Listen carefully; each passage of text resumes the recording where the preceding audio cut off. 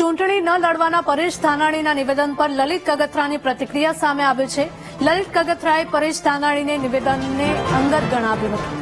ચૂંટણી ન લડવાનો વિચાર પરેશભાઈનો પોતાનો છે તેવું લલિત કગથરાએ કહ્યું. રાજકારણમાં આવવા માટે જાહેર જનતા પણ તૈયાર નથી.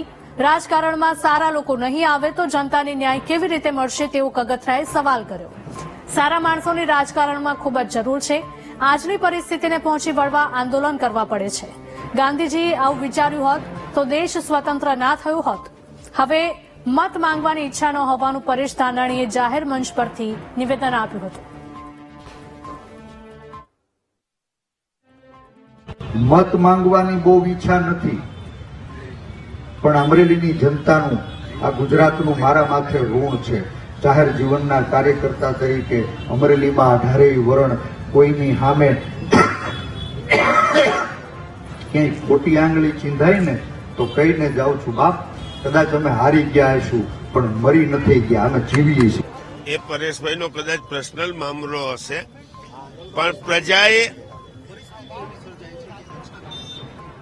જો લોકોને, જાહેર જનતાને કોકને પૂછો તો માણસોને એમ થાય કે રાજકારણમાં આવવું જ નથી. ચૂંટણી લડવાની વાત તો પછી, પણ જો સારા માણસો બધા કિનારે બેસી જશે અને પછી આપણે રાજકારણની વાતો જ કર્યા કરશું તો આ અનિવાર્ય અનિષ્ટ છે.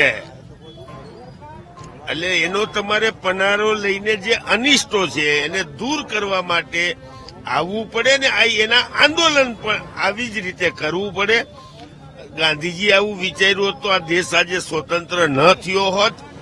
ભગતસિંહ આવું વિચાર્યું હોત તો એ શહીદ ન થયા હોત ને આજે આપણે સ્વતંત્રતાની જે ચાખી રહ્યા છે એ ન મળી હોત. હું એવું સ્પષ્ટ માનું.